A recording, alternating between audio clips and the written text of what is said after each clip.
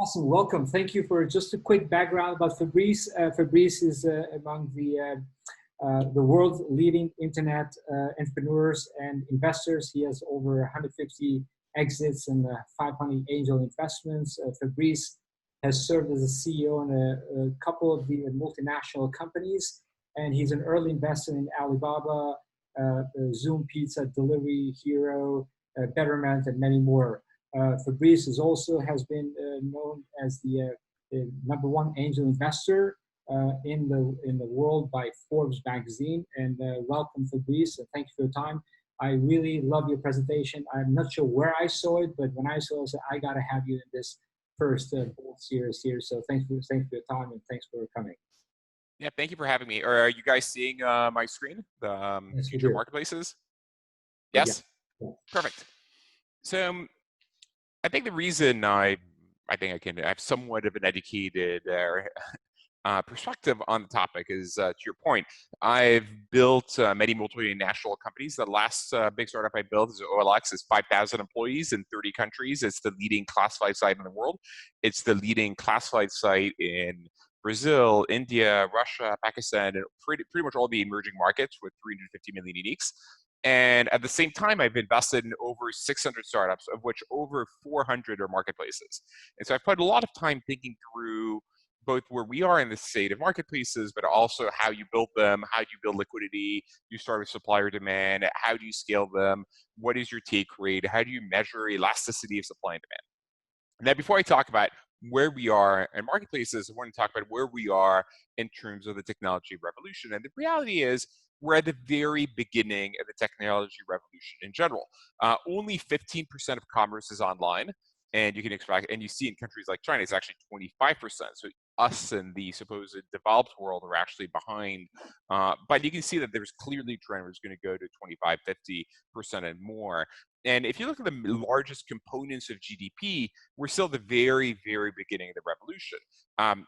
Education, which is about 10% of GDP, is only now and actually has been accelerated by the COVID crisis, starting to move online, but it's like sub 1% penetration online. Healthcare, which is as high as 17.6% of GDP in the US, is only now starting to move to telemedicine. And if you think of like real estate, well, the discovery of real estate is sort of moving online, and you have sites like Rightmove or Zillow, Trulia, or maybe even Opendoor. But the way we build houses is still the way we've been building houses for 100 years, where it's completely bespoke, where you have like a general contractor, an architect, an electrician. Like, we're not using modern manufacturing techniques, and the same is true in everything, like food. Yes, online food ordering is started coming online, but it's like sub 5% penetration globally today, though obviously it's also being accelerated by COVID. But like the way we manufacture food is still very old school, even though we've had used, I guess, more modern agricultural techniques. But in general, we're still at the very, very beginning. Likewise, going back to education, if you teleported Socrates from 2,500 years ago to today, he would not recognize the world we live in, right? We have like these flying machines, wireless devices. We have the sum total of humanity's knowledge in our pocket. And yet the way we educate our kids has really not changed. You have a teacher of variable quality speaking to a class of, let's say, 25 to 40 students of variable quality and spewing facts. It doesn't make sense that in the 21st century, this is the way we're educating ourselves. And when you look at like the very major components of technology, we're seeing extraordinary evolution everywhere in robotics and 3D printing and solar. Where now it's actually we beyond grid parity, was actually on a kilowatt per hour basis. It's cheaper to produce electricity through solar than it is through any other format. And it doesn't matter if it's coal, nuclear, natural gas, etc. Now the problem is storage right now, but it's getting there. Microsatellites. I mean, we're at the very, very beginning of the technology revolution. And now that's also true of marketplaces. Now, the reason I like marketplaces, I've always loved marketplaces, is I suppose by formation, I was an economist and realized that when you bring liquidity and transparency to markets, you unlock fundamentally huge amounts of value. And in a way, it's also easier and better, because easier in the sense that you're not dealing with like supply chain, inventory, et cetera, and better in the sense that they have these extraordinary feedback loops where we have these network effects where ever more buyers brings more sellers, and more sellers brings more buyers, and you end up with these dynamics that are essentially winner takes all. Now, if you think of like how marketplaces have been evolving, this is a very well-known chart by David Aber from like the early 2010s. So this is almost like 9 years old or 8 years old, and that was the verticalization and the disaggregation of Craigslist, which is one of the horizontals. And most people would think or would have thought, oh, this has kind of been done. But the reality is, we're still at the very beginning of the verticalization revolution. So not only are you seeing the product marketplace that are horizontal, like Craigslist or eBay being verticalized, and on eBay you can think of something like Reverb, which is a music instrument marketplace that was bought by Etsy, doing like I think like $1 billion in sales. But all the other horizontals, and by horizontal I mean a site that is in multiple categories or being verticalized. So think of Upwork in the remote work category. The thing is, the experience on Upwork is not particularly good. You say, oh, I need a developer, and like hundreds of them apply, and then you have to filter through them, you have to select them, you may make a mistake, and now you have things like Comment or TopTile that just says, I need a developer, and they say, this is the person for you. The same thing is happening in Thumbtack. You know, in Thumbtack, you say, oh, I need a plumber, or I need someone because I want to redo my bathroom. Well, you have companies like Block that basically say, no, these are the bathroom designs, just say what you have, what you want, and we will pick the supplier for you. Same thing is happening with YouTube, right? Twitch, in a way, is a vertical of YouTube.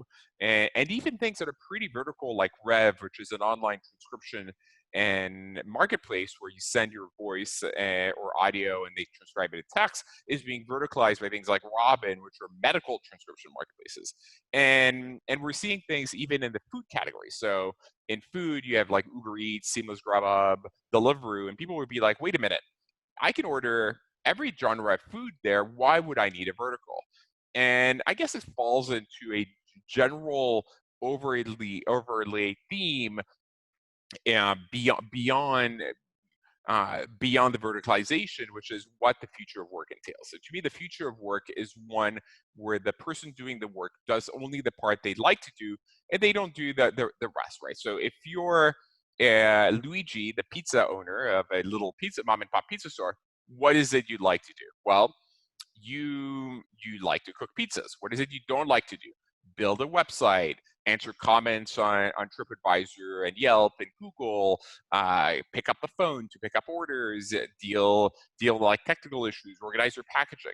And so a company like Slice, which is a pizza food ordering company, will do all of that for them. And in so doing, has created a company that's doing hundreds of millions in sales and is doing really well.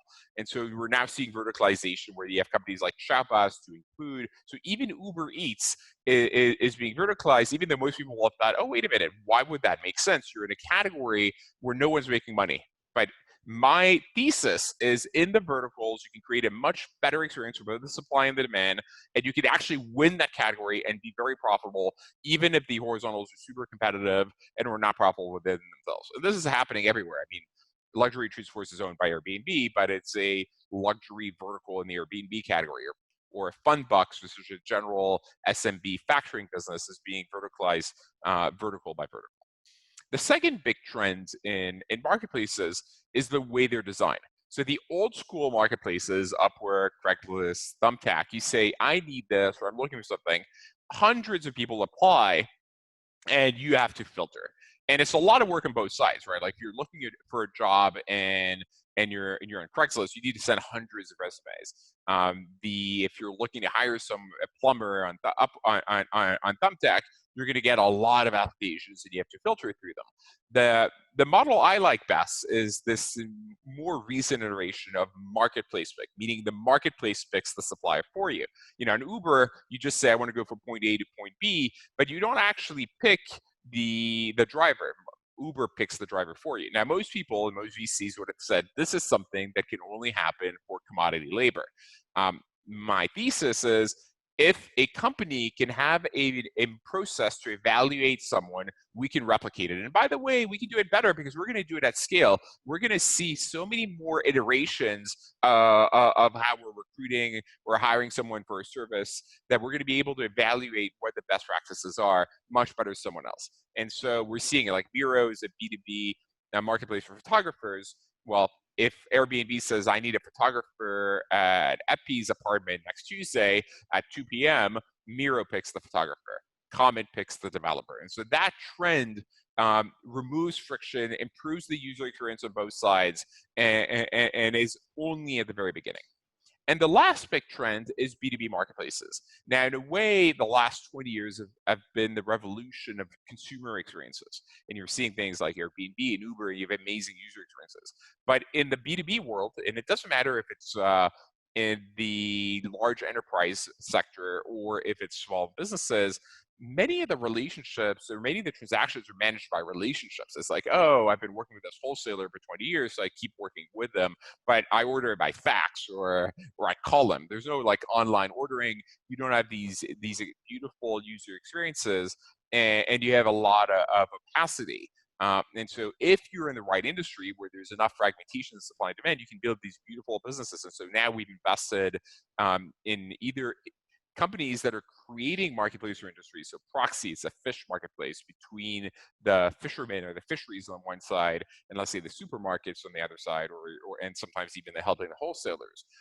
Or you're in the supply chain of an industry. So we're in RigUp, which is an oil services labor marketplace. So if you're a Schlumberger and you need to hire a welder for your rig in the North Sea next week, they will find the person for you and take a share of that. And so we're still at the very beginning of that. It's happening in every vertical and every business. And the reason it's happening now, it's as the, I guess, old owners that are like boomers of these older of these small companies or retiring and giving the companies to their kids or millennials, it's inconceivable for them that they're not going to have like an Amazon-like ordering experience. They're digital native people, and the same thing is true of the large enterprise. You know, as the executives that are in their 60s and 70s and 80s who were actually had their assistants, print their email and deal with technology for them, or being replaced by younger executives in 30s, 40s, and 50s. Again, these are digital natives for whom it's inconceivable that you're not going to have the same type of experiences in the B2B world that you've had in the consumer world. Now, this is happening vertical by vertical. I'm giving you a few examples. So in food, historically, people would go on premise. They would go and pick up their food at the grocery store. They would cook for themselves. They'd go to the restaurant and eat out. And you'd seen a fair amount of already transition to the horizontals in these categories. You'd have the Instacarts of the world and the grocery side, and the Postmates, Uber Eats, DoorDash, etc. on the online food ordering side. But actually, when you look at like overall size of food in the U.S., which is like $1 trillion between the restaurants and groceries, the online component is still tiny. If you add the GMV of all the different players, it's like sub 50 billion. So we're like sub 5% penetration. Now, of course, it's being accelerated right now by COVID. And what's interesting is here we're seeing now more verticalization. But let's take a step back of where I think this ends in like 15 years or 10 years. I suspect that no one will actually be cooking for themselves in the future. And people are going to be like, wait a minute, I love cooking. It's cheaper. The quality is better. You know what you're eating. Yes, but 100 years ago, you would have like sewn your own clothes. It would have been inconceivable that you would have gone and actually gone to a store to buy your clothes because it would actually cost more. The quality was variable. But like modern manufacturing techniques and the supply chains has led this to be different. Now, as we're starting to see things like cloud kitchens or dark kitchens, where brands are being built on top of dark kitchens, as we're starting to see density, and with density you get lower delivery costs, and then ultimately with delivery either by autonomous robots or vehicles or drones, we're going to have the marginal cost of delivery go to zero. And so imagine a world 10 years from now where essentially you can get a meal prepared, delivered to your door in sub 20 minutes from when you order it, with the highest quality ingredients, full transparency, organic, cooked to perfection, that will cost you less than it would cost you for you to actually make it, not even including the opportunity cost of your time. Now, of course, including the opportunity cost of your time, so much less so. And so I can see a world where 10, 15, 20 years in the future, and I don't know what the exact timing is, people will not be cooking for themselves except for special occasions. And all of the food will be ordered, and will be not just like fast food, the way you have it today in the Uber Eats and Seamless Grubhub, where it's like Thai food and Indian and Chinese and Mexican or whatever, but it'll be like high quality organic food with full transparency on where the food is coming from. It'll be less expensive than if you made it yourself, which is actually not true today. And in that world, there are a lot of second order consequences that will be really, really interesting. You can actually imagine that people may not even have kitchens in their houses anymore, because we live in a world of very expensive real estate, because we've artificially constrained the supply of real estate through the zoning laws and landmark rules that are overly restrictive. And so in a super expensive, high cost real estate world, if you can get food that you don't need to make for yourself at high quality for cheaper than if you made it yourself, you may not have a kitchen anymore in your place. Now, we're already seeing the beginnings of this transition, right? We're seeing a lot of dark kitchen companies being created. We're seeing a lot of virtual restaurant brands being built on top of these. And we're starting to see a lot of autonomous restaurants and robotic pizza restaurants robotic restaurants being created. Now, we're still at the very beginning of this. It's going to take 10, 15 years, but there will be a time in the future where most of the food you will eat will be ordered and delivered in record time, super high quality at very low cost. Same thing is happening in real estate. So real estate, you've had like the discovery that has gone online, right? The Zillow Trulies of the world, but now you're seeing the next step. You're seeing transactions going online with the Opendoor. We're seeing at least people giving the brokers tools so they can automate their transactions, something like Compass. You're seeing the lending components going online. We're creating marketplaces where people can generate yield, like Roofstock, by buying residential real estate. You're seeing co-living experiences like Room or Sonder, where you can have like long-term consistent stays, which is in a way a play on Airbnb, where you're taking these long-term leases, you're decorating with like you're creating a brand, and then you're subletting them at a short term. And we're seeing a lot of companies do that. And all of these transactions, verticalization, improvement of user experiences are coming to real estate, and we're only at the very beginning of that transition. Now, what it takes to succeed in a world a la Opendoor is fundamentally different than what it takes to succeed in the traditional real estate world. But you can imagine the user experience improvement, right? If you want to sell your home today with a traditional broker, first you need to pick a broker. That takes time. Then you list it. It's not as though that broker has buyers. It's actually the buyers being brought by the MLS. So then you show it for 60, 90 days. Then you agree to accept an offer. And then it takes another like 60 days of legal work to close. So from the day you decide to sell to the day you actually sell, it's like 6 months, sometimes more. And they take 5-6%. The user and in the meantime, you need to keep your apartment clean. It's really a pain in the neck. And something like Opendoor and the equivalent of that, you basically get a market offer, and you can get your cash or an offer within 5 days. So you can close within 30 days or 60 days or whenever you want. Often it's actually the seller that's not ready to close because they haven't identified where they're moving to just yet. And so it really fundamentally improves the quality of the user experience for the transaction. Now, there are two different models here that people have taken. In the efficient markets, it's really been about like convenience. In the inefficient markets, it's more about identifying real estate that's underpriced, improving it, and reselling it. That's like companies like Coded in Finland or in Spain, or Loft in Brazil. Same thing in cars. We've had a number of car sites, the eBay Motors or Auto Trader of the world, which are really like listing based or classified based, where people will be transacting.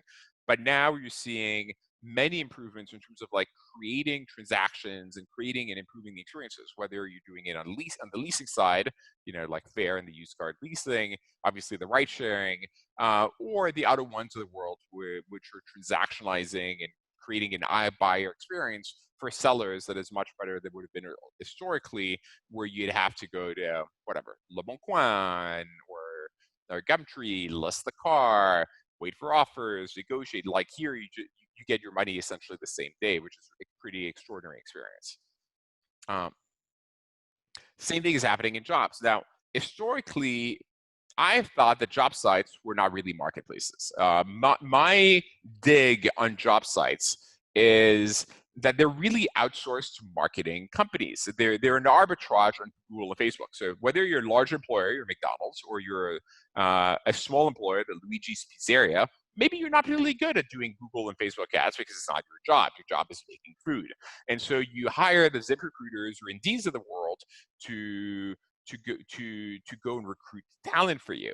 The issue is they're charging you, but then they find you someone, and then you're kind of done. It's a one-off transaction, and maybe that person churns eventually, and you need to hire them again. But like you make only a couple $100. It really feels to me like an arbitrage on being more efficient at Google and Facebook, which is an okay business. Obviously, Indeed is worth tens of billions of dollars, but it's not an extraordinary business with like network effects. Now, what's interesting is in the staffing world, where you have an ongoing relationship with both the supply and the demand, you can actually create much better experiences for both sides of the marketplace and have this ongoing relationship where you have better economics. And in very specific verticals, you can actually create or become the de facto marketplace for it. So in a way, if you think of jobs, LinkedIn, their customer acquisition cost is zero because they've created this networking site where people's profiles live there. And so if you think of vertical marketplaces in labor, something like RigUp, if you're in the oil sector and you're working there, this is where your profile lives. You're not on LinkedIn, you're not on Indeed, you're not on any of the other sites. It's really RigUp. And so they've created beautiful network effects. And we're seeing this in many of the other verticals. We're now investors in a company called Trusted Health in the nursing category. We're investors in Jive, in merchandising, and many others, and they're all really crushing it. So taking vertical staffing experiences in categories where staffing is relevant, is absolutely the new trend. Same thing is happening in home services, where, as I described earlier, you have the horizontals, the home advisor or Thumbtack, that are being attacked category by category, whether it's B2B or B2C by verticals. Block renovation is beautiful in terms of, and the experience is extraordinary if you want to redo your bathroom, and now they're attacking kitchens. If you're a restaurant and you have like something that just broke, a company like Rescue, you just say, hey, come and they'll fix your HVAC. If you're a general contractor and you say you need materials because you ran out of 2x4s, they'll go get them for you. That's a company called Toolbox. And we're seeing a lot of this innovation happening here as well, with vertical, much better integrated user experience, where again, neither side of the marketplace needs to do the work. The marketplace does the work for you.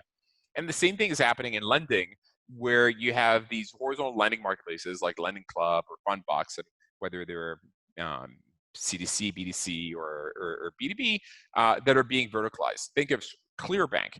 ClearBank basically goes to SMB owners who have a Shopify store. They log into their Shopify, they log into their Google AdWords and Facebook. They look at the ROI profitability of that advertising, and if your marketing is profitable, they'll lend you money to spend more. I mean, you can imagine that like Citibank will never do that. It's completely reinventing lending, but it's also true that the horizontal that just lends in general is not going to do that. And so having these very beautiful verticalized experiences is extraordinary, and it is happening again in every single vertical of finance possible. So all that to say that we're at the very beginning of the tech revolution. We're at the very beginning of the marketplace revolution, and all of us here as founders, investors, entrepreneurs, we're in a position to bring about this better world of tomorrow, a world of equality, of opportunity, and of plenty. Thank you. Great. Thanks, Fabrice. Appreciate that. This was really good. I was really impressed by, you were saying that in the future we may not have kitchens, which I'm having a hard thing to think about. Like, how could that be? Because in the end, you're looking at the cooking at home will probably end up being a luxury in that case. Well, it will be a luxury because it'll take so much time. It'll cost more money than the alternative. And so I think it'll be something you do for special occasions. And frankly, it'll be luxury just because the real estate is so expensive. Um, the, the reason I like technology in general is technology is deflationary. It makes things cheaper. And by making things cheaper, it improves people's quality of life and purchasing power. And so if I think of the two fundamental issues that we're facing as society today, one of them is inequality of opportunity, and the other one is climate change. Both of them will be addressed by technology, and more than happy to talk about how, when, and why. But marketplaces specifically mostly attack the inequality of opportunity because they make things cheaper. They give you access. They give more people access to up and coming technology, to educational tools, to actually level the playing field. And so, absolutely, cooking will become a luxury now. Realistically, because you need to get to the point where the food creation is inexpensive, so it really needs to be made in cloud kitchens. You need to get to the point where delivery is quasi-free, so you need massive density. We are 10, 15 years away, and then the cultural mores take longer to shift than the technology. So the technology, I think, for all of us to just be ordering online all the time will probably be there at a cost-effective level in like 5, 6, 7 years. But then for the people's mentalities to shift will probably take, another 10 years. That's why I think it's like 15 years away. Interesting. Marta, do you have any questions for Fabrice? Yeah, we have a question from Jennifer that says, last year, Andreessen Horowitz said the future of marketplaces was regulated services where providers have outside certifications or are otherwise regulated in some way. What's your take on this? A few things. So first of all, obviously, I think what they were trying to get to is a lot of the things that could be done purely online and are completely unregulated. A lot of them have been done, though I think actually there's still a lot more to be done there. And as you start going into the offline world, think of Airbnb and Uber, they're obviously more regulated because they're touching the offline that world, and they need to deal with regulators. Frankly, ideally, what happens is you become the standard and you become the regulator in the category. But I think it's one element of the future. As more and more marketplaces attack offline categories, they will be touching things that are regulated. But I don't think it's the future. Okay, and then we have two comments. One is from Clive that says, I'm in Italy, so I'm particularly touched by this. In ancient Rome, only the wealthy had kitchens and ate at home. Everyone else had to find food cooked and provided in the streets. Seeing the preserved fast food outlets in the ruins of Pompeii was an eye-opener. I mean, apart from the ancient, I think that I also see that, now I'm based in Milan, and I think a lot of big cities are now experiencing this transition from people that mainly used to eat at home and now mainly eat with food that is not prepared by themselves. And I will also tell you another comment from Francis that says, don't agree that auto-match works for highly sensitive categories like dating or baby and childcare related services. Oh yeah, dating. I don't think the marketplace will do the matching. We'll say this is the person for you, and you'll be done. And something like dating. And frankly, sometimes I'm oversimplifying when I say marketplace picks. Sometimes people like the illusion of choice, and so what we often do is we say we think this is the person for you, but here's 2 or 3 others that you can consider if for whatever reason you don't think that's the case. And by the way, we have 500 more. So that's kind of the way it's presented. But when you do a good job, 90% of the people take the first person. Now, in childcare, the funny thing is, I would argue the marketplace will know better whether someone is a great babysitter than you, because they will have many more advanced level, the experience, the history, and what makes a great babysitter may not be what a parent thinks makes a great babysitter in terms of like keeping the way they dress or they present themselves, maybe, which is what comes across in an interview, or whether or not they meet your socio-demographic background. But I do agree that culturally, before a mother will trust the marketplace to pick, it'll take a while. So that though a few categories will remain double commit, and from the marketplace design perspective, and I think that's true in dating. But frankly, dating, I don't think is a category that's all that interesting. And the reason it's not an interesting business is I like businesses where when you do a great job, people use you more and more and more. And that's true of Uber, right? Like the first year you sign up for Uber, you use it 4 times a month. The second year is 6 times a month. The fifth year, 20 times a month, and maybe you order an Uber Eats as well. The problem with dating is if they do a good job, and frankly, most of them, despite the fact the experience is a little bit painful of having to filter through a whole bunch of people because it's the old school format, on average, after 6 months, people find relationships. And so their objective is to lose you as a customer. That kind of sucks, right? Like I want a business where if I do a good job, you use me more and more and more. A business where if I do a good job, I lose you forever. And that's horrible. So I don't like these businesses because it's really hard to make the unit economics work. It's really hard to make the CAC to LTV function because their objective is to lose you. Which, by the way, is part of the problem with the job sites as well. A job site that does a good job will find the employer, the perfect employee for them, will find the employee a job, and so they will lose them. And ideally, if they do a good job, there's no churn. And so that's why I prefer the staffing models than I prefer the job models. Awesome. Fabrice, appreciate your time. It was really good insights, and looking forward to next time. And thanks again. Perfect. Thank you, guys. Cheers. Take care.